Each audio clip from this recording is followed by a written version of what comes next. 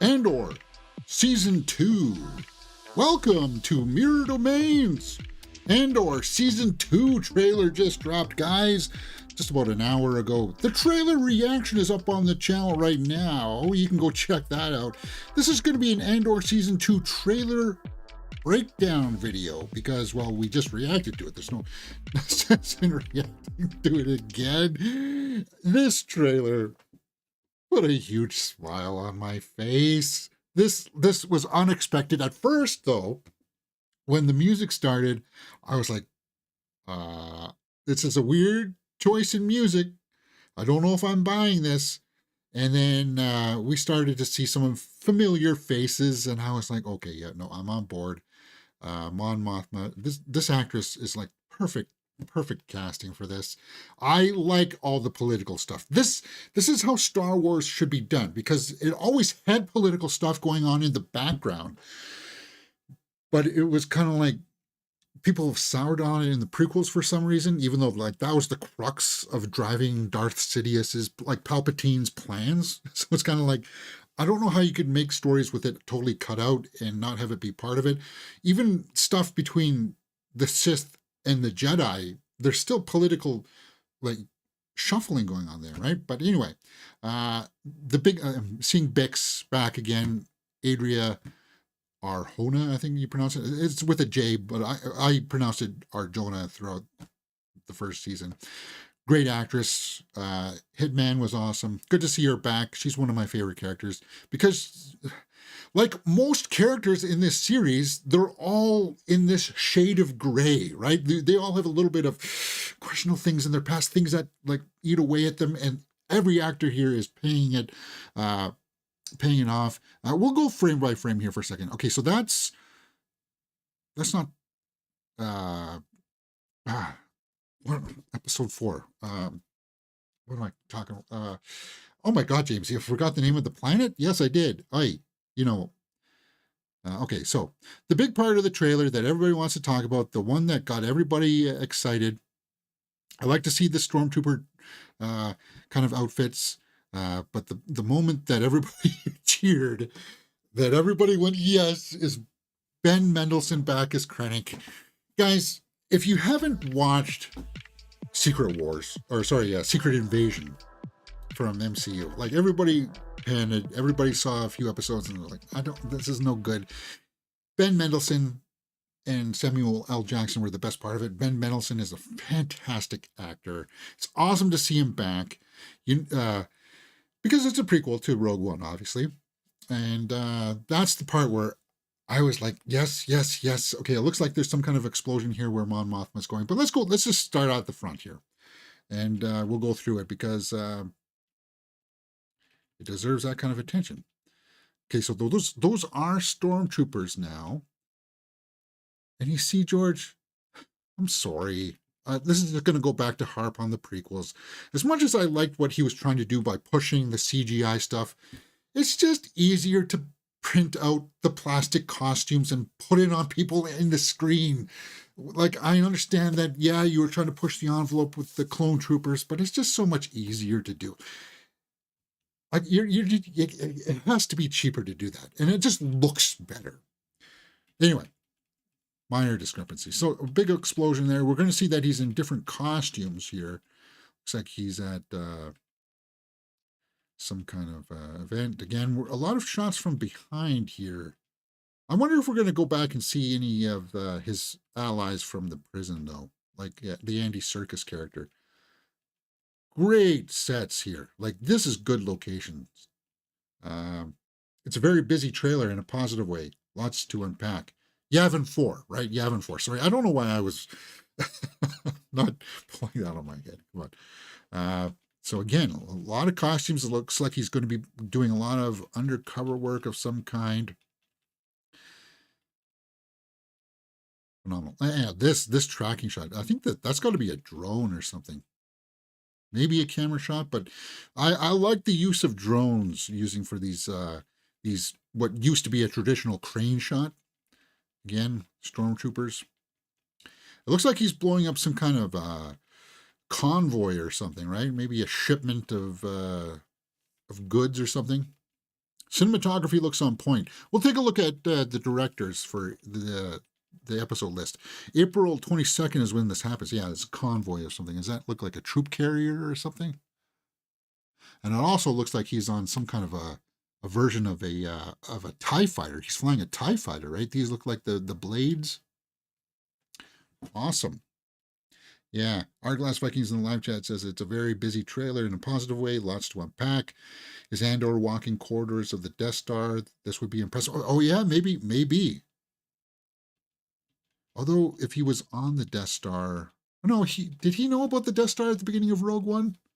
Maybe we need to watch Rogue One before season 2 again, just to refresh ourselves. Have we done a reaction to Rogue One? I know we did the prequels that got chopped up in. Oh, I should really redo the prequels. There's a harsh breakdown of all, like, not a harsh breakdown, like Saw Gerrera. There's like a big way of like an analysis critique of all the Star Wars movies that I would like to do, except for the sequel trilogy. I can't do it. I tried watching a reaction video to Rise of Skywalker, and I tapped out. It's just like, no, I don't like this story. Anyway, I digress. Saw Gerrera, awesome. Good to see him back. Forrest Whitaker, talented actor. We know that. So, emotional thrill ride. There she is. So there's some kind of what is that? Some kind of dancing, and then this does look like the location that explodes later on. She is a striking figure, right? Like she imbues that regalness. What's her name? Genevieve something? Genevieve. What's her name? Let's go down to the cast list here. Genevieve O'Reilly, Mon Mothma. Deidre Miro. Yeah, Deidre's back in this. I wasn't a big fan of the Cyril Karn story, the Karn story. K2SO is in 12 episodes, so he'll be in. Is season 2 12 episodes?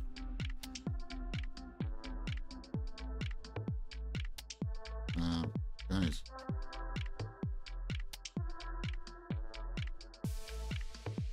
The One Way Out. No. Okay, so season 2 is 12 episodes. Okay. That's good. That's fine by me. We will be doing full live reactions to it here on the channel. But it's only 1 minute and 35 seconds. And did you guys like the music for it? Because when I was watching it, I was kind of like, I don't know. Still in Skarsgård, though. That epic monologue he had in the first season about him, like, fighting for a victory or, like, a future that he'll never see, because it's kind of like he's sacrificing everything that he is to propel the next generation forward, kind of thing. Heartbreaking, but exceptionally executed. Like, still in Skarsgård, you watch my reactions to it. Like, there's several moments where I'm just in awe of his prowess as an actor.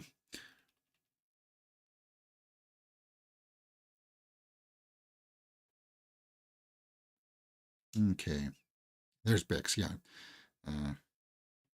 Again, yeah, she's going to be interesting to watch, because they were at odds with each other at the end of the first season, weren't they? Like, I'm going to have to do some kind of a recap. Go back and just refresh myself, because I thought they were at odds with each other because of the way that things went down with on his home planet where Martha was, his mother. Right? Oh, so he explodes something there in the background. What I like is the practicality of sets, right? So yeah, there's Ben Mendelsohn right there. And it doesn't look like they're going to bother de-aging. So the Death Star is there. And obviously it is before they put in the big weapon kind of thing. I hope they do. What I hope is, because we saw in Attack of the Clones that it was the Geonosians, right? Those insect-like creatures that had the conceptual designs for it, and it was them that was going to originally, start to build it. But we never really got to see any of that beyond that, right? Uh, we know that uh, that Jyn Urso and Galen Urso was coming in to actually finalize the weapon part of it. But I would like to see some kind of acknowledgement towards the Geonosians,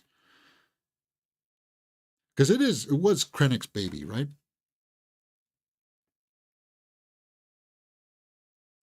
I'm not going to play any of the audio, guys, because you can go watch the trailer action for that. I'm just breaking it down. So is this still Yavin 4, or is this, because it looks a little bit like the location from the Abrams movies. Somebody gets toasted here, flat down on the ground.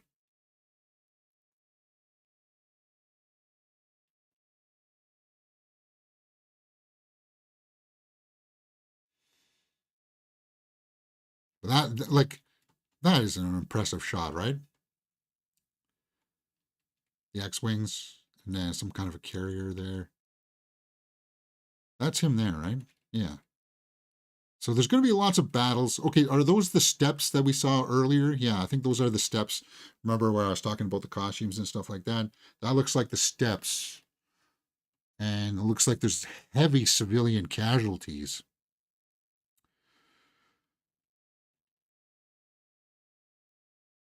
Yeah, so who is that? That's who is that? Who's that actress? Is that like his aunt or something? I don't recognize it, but it looks like she's obviously angry at him, right? Some kind of farm. Okay, so this is where the farm thing is. Wait, almost looks like Josh Hartnett, right? A little bit. The spring, like they've come to take the grain. Oh God, no! Don't go down the Rebel Moon route with the grain, please. Again, with the, I'm guessing these are Deidre's troopers, right? Because she wears uh, costumes a little bit like this guy right back here, right? Yeah, there she is. There she is. And she got a little bit of her power taken away, right? She was in charge of like leading the Inquisition as to what was happening on the planet to figure out, was there an insurgence there and stuff. And then she kind of got that ball taken away from her. I don't see how Krennic will be involved with that, maybe, because his ambition has always been the Death Star, right? But is this Mothma here on the side? Is that who that is? Let me take out my camera here, the camera crop. You can still hear my voice, but is that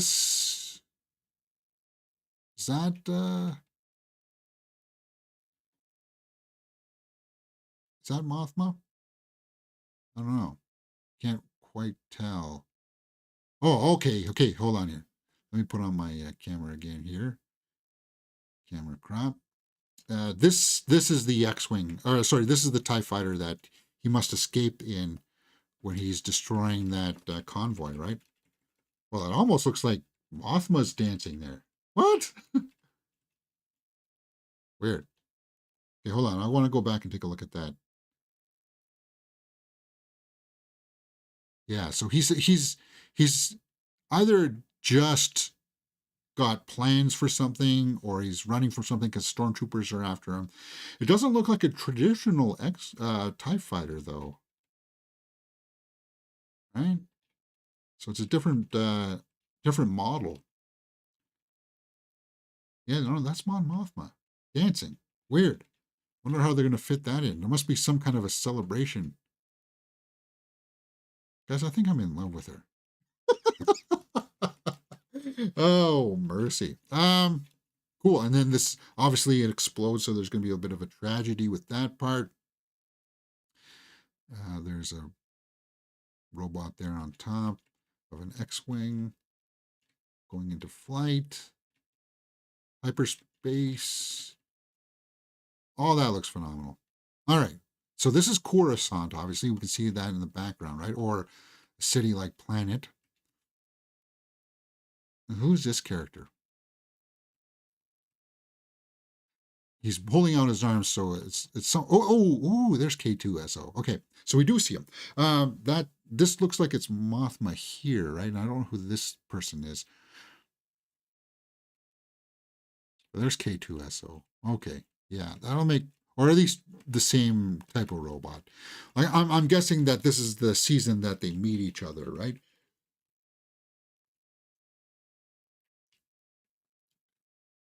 So does he come to this? Like, is that Bix? Is that Bix? He comes saves her in that ship. So he lands that ship at some point and picks her up. Just picking a few pieces together here. As I said, we're breaking it down here, right? I'm looking for that shot of Karn. Okay, there's Karn. Yeah.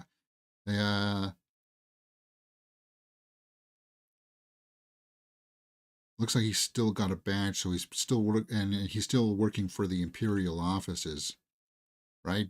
But it was the relationship with his mother, and I liked that whole kind of like she was like driving his ambition, right? But he was having this moral struggle of should I do this or should I not do this kind of thing. Like that was intriguing, and it looks like this is just outside the steps where those stormtroopers were attacking the civilians. Huh. Okay. All righty. Fascinating. Okay, is that a new character? Who's that guy? Don't quite recognize him. They're obviously in some kind of firefight.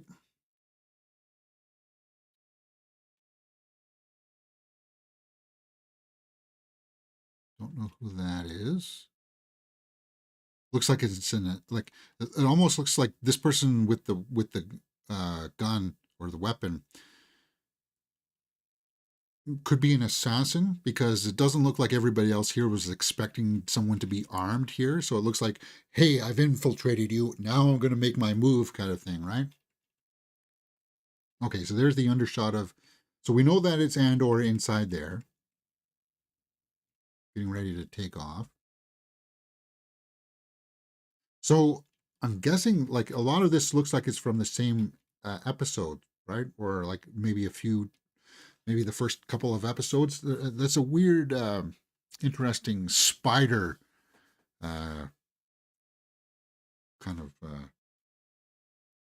plate there on the back, monument kind of decorating kind of thing. I'm sure some lore enthusiast might be able to pull that to some kind of there's a different insect there, species maybe.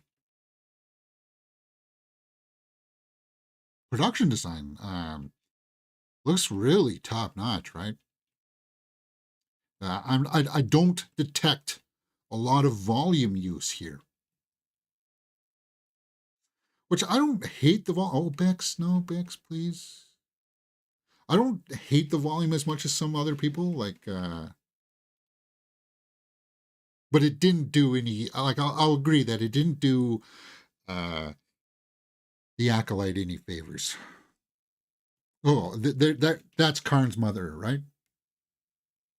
That's the mother character. She's spicy, and then I don't know who that is. But he looks like he's freaking out that things are going off the rails. Talking to somebody with a breather mask.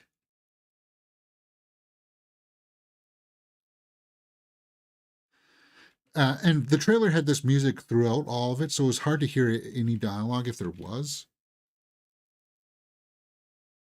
But that's it. Andor, season 2. I like this little grin, though. I like that little smile there. Uh,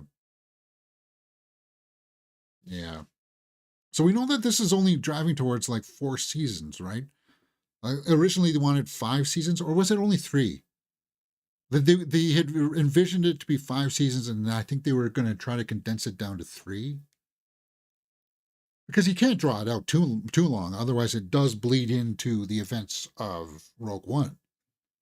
But now, if we're going to get K2SO in this season, yeah, you could probably give it about one more season in here, because it doesn't. This is something that can't drive or be drawn out 8 seasons, because it would get stale, and you would start to like get filler episodes in there. I'm glad that they're keeping it tight. Andor season 2, April 22nd. Thumbs up in my book, guys. I implore you to go over and check out my full trailer reaction to it. Get that. You see my excitement on my face. I love Steve Earle's music. Yeah, okay. So, what do you guys think? Let me know in the comments below, and we will talk about it. Okay, so we've got I don't know if it's weekly, because remember they released, what was it, 3 episodes right away for season 1 to get people immersed into it. I don't know if they're going to be following that strategy. Here it says April 22nd, and it doesn't give the rest if it's going to be weekly or not. I'm fine with it being weekly. I'll sign back up for Disney Plus. In fact, we'll be signing back up for Disney Plus here in March for Daredevil Born Again. Speaking of which, guys, I just want to know if you have any objections to this. If we start Reacher, season 3, probably this afternoon, first episode of season 1, or episode 1 of season 3. What do you guys think about that? I just renewed my Prime, so I know that it started like 4 days ago or something like that, but we'll maybe go through 1 episode a day here a week, until we get caught back up.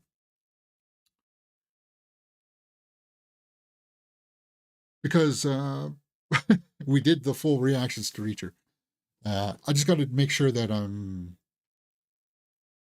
got all my like thumbnail materials and stuff ready to go. I'm looking forward to it.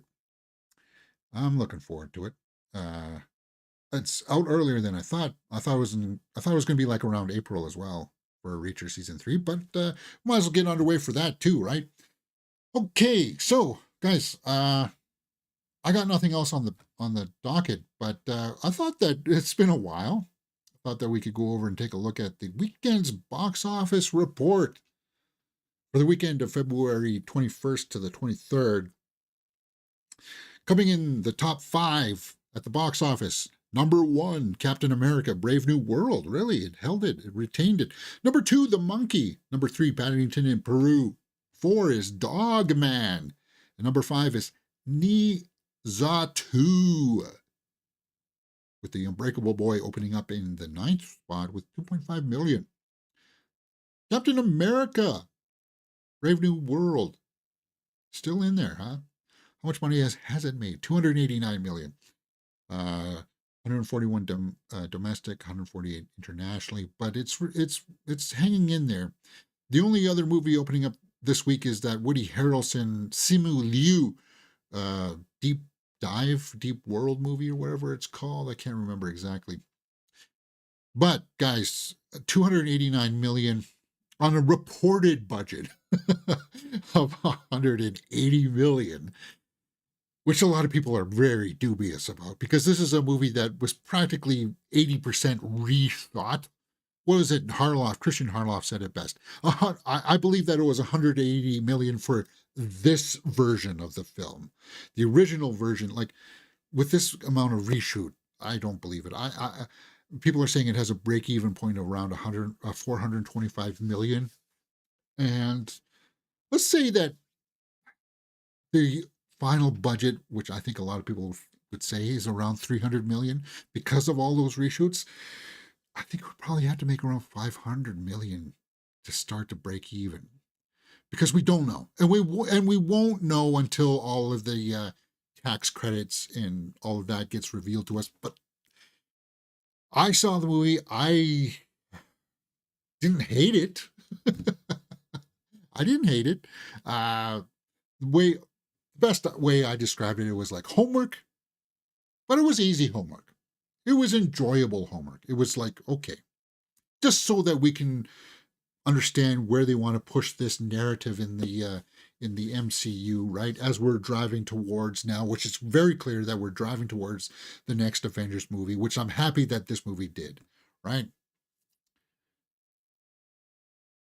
But I like, guys, the move box office trajectory starts off big and then slowly dwindles. It's not going to spike again.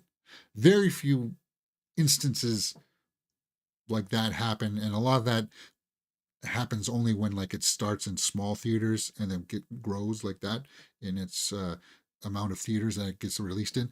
This is going to dwindle down now. My estimate, guys, if I'm going to have to,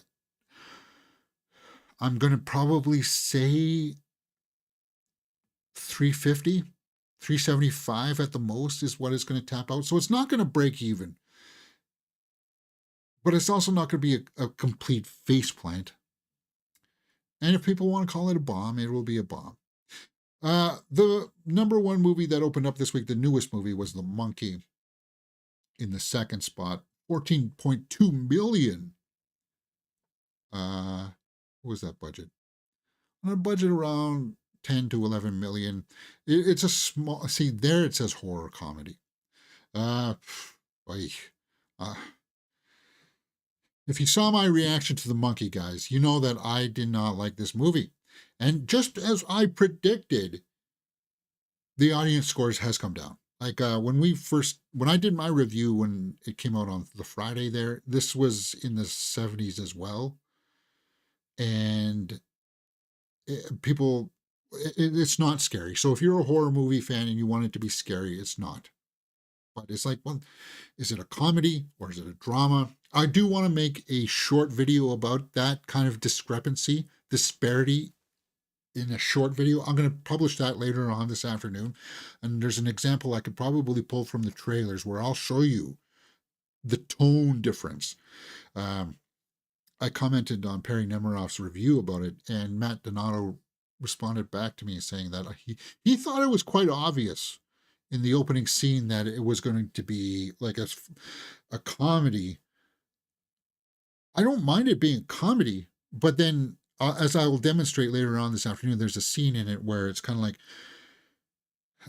there's a boy, like one of the boys, the mother dies, and there's a scene in the church where he's like, "Okay, mom, stop playing around, stop joking, and please come back." And like that's played seriously to the point where it's like Flanagan seriously, like Mike Flanagan, like in that tone of Haunting of Hill House and Bly Manor, where it's like that's heartbreaking. That's serious, right? He's internalizing the death of his mother, and then you've got this preacher that comes on and says, "F this, holy F, oh my God!" And it's like this, like a preacher wouldn't do that, and if a preacher did that, you better believe that some family members would be up. mm, like if somebody did that at my mother's funeral, oh my God, within seconds, I would literally pick some guy up with one hand and be like, "What are you like?" The rage that would come out of me. But that's what I mean by the difference in tone, right?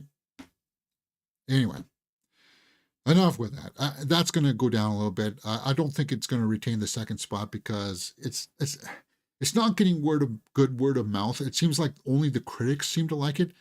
Uh, like I was shocked to watch Perry and both Perry and Matt say that this is a great film, especially since I've seen them in the past just totally destroy bad writing.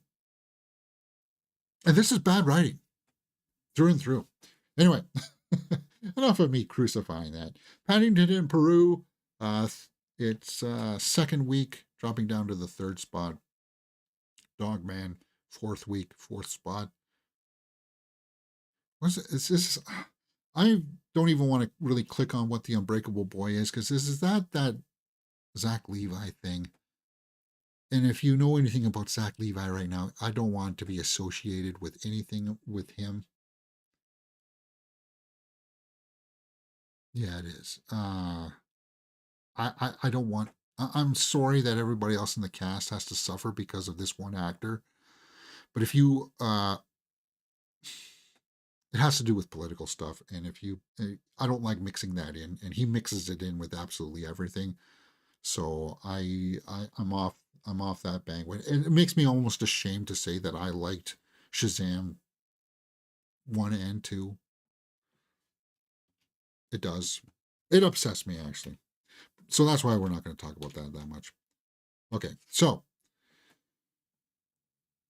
that's pretty much all I have. We can look at the SAG award winners, but it's the SAGs. Timothée Chalamet won, right?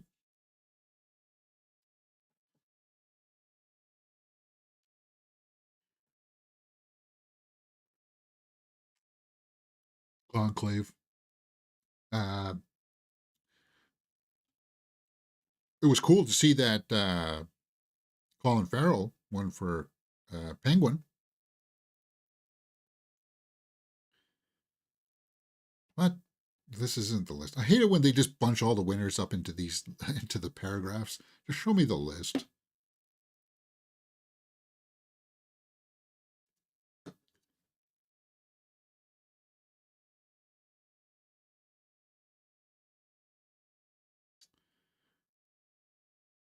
Steve Buscemi talks reuniting with Jenna Ortega on Wednesday and voicing Pigeon for Direct TV.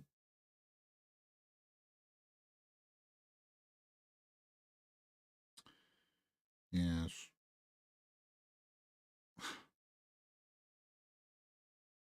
Yeah.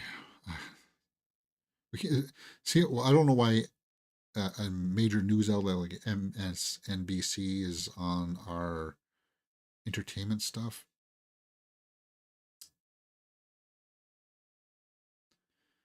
Fans of Taylor Sheridan's action thriller series, Stealthy.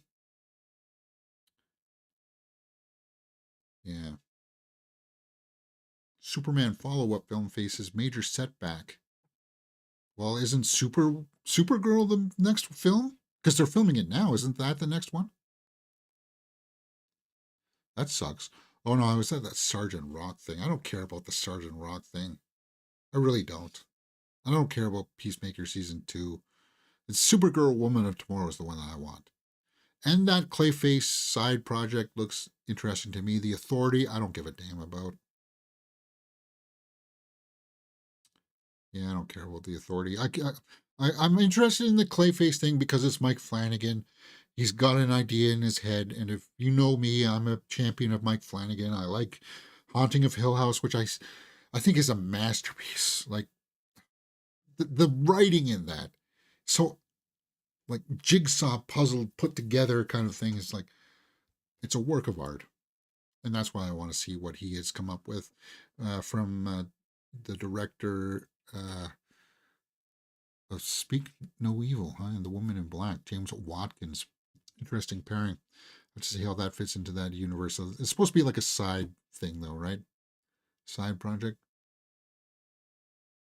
Stephen King just confirmed he's writing on Mike Flanagan's highly anticipated Dark Tower adaptation. They've tried the Dark Tower before, guys.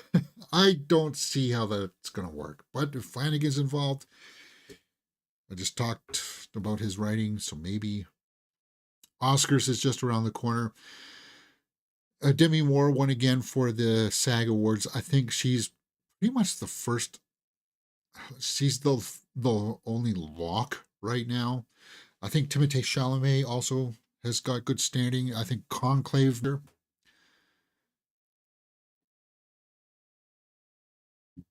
I still haven't had enough time.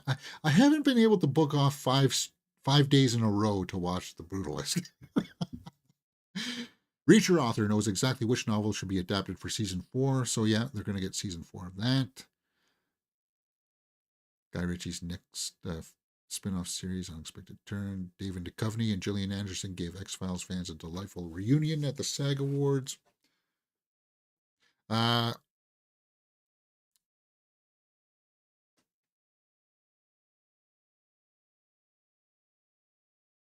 yeah. All right. So that's pretty much where we're at, guys. Don't really have that much more. I thought we could just go over to the movies Reddit and then see. That's it. Eden, Ron Howard's survival thriller starring Sydney Sweeney, Anna de Armas, Vanessa Kirby, Jude Law, and Daniel Bruhl. Good cast. Eden. So is what is it? A bunch of people that get stranded on an island and have to survive? I like those types of stories. He-Man, First Image, starring Nicholas Galitzine. Galitzine. Well, they got the sword right. Uh, but you hear the premise that he gets separated at birth. He goes to Earth. He grows up with human parents. About halfway through the film, or maybe even in the third act, he finally gets back to Eternia. He gets arrested by cops. It's a mess. It's one that we have to take with a grain of salt and much trepidation of this. I don't know if the writers of this movie understood the source material. Are there any movies about professional assassins who are not betrayed and targeted by their own organization? Huh. Kill Bill, Jason Bourne, Ghost Dog. Ghost Dog, yeah. Day of the Jackal, Mr. and Mrs. Smith. No. There seems to be a lot of assassin movies lately, right?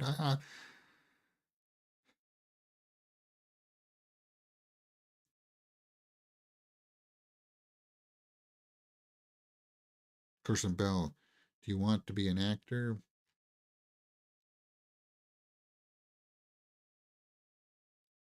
Martin Scorsese petitions to save Rome's cultural Venuses. Huh. Watched Threads last night.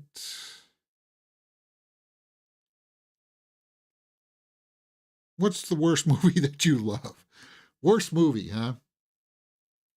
Well, that's always subjective. Mortal Kombat 1. Although I don't find that it's worst. Like it would have to be a movie that everybody hates. Final Fantasy Spirits Within. That's mine, right? No, actually, I still like that movie though. Jaws 3D. There you go. Jaws 3D. Riddick Furiosa or Furia status. Yeah, what is the status with that? Filming is long since wrapped. Finn posted quite a few pics and clips from the set on his Instagram after the shoot, even due to the release sometime this year, unless the changes and push it. Really? So sources or some people are claiming that the next Riddick movie that it's in the can. I haven't heard any traction on this. So if it's done, okay.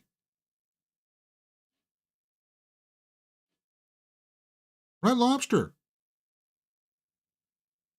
Plot points that you weren't surprised. Plot points you were surprised weren't spoiled by the trailers. We all complain about having it too much. This is an interesting one.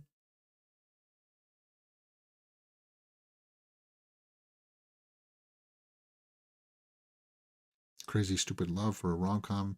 This movie was stupid with twists in the best way possible. Yeah. What is what is. You guys just want to get to Reacher season 3? All right. I'm going to take a quick break here to a snack. And then we'll get underway for Reacher. All right, guys. What do you think about the new Andor trailer? Let me know in the comments below and go watch my trailer reaction because I'm totally on board for that. I'll reset the stream. I'm thinking maybe 2:30, 2:45-ish for the first episode of Reacher Season 3. And we'll get underway for that. You're watching Mirror Domains. Enjoy the rest of your day.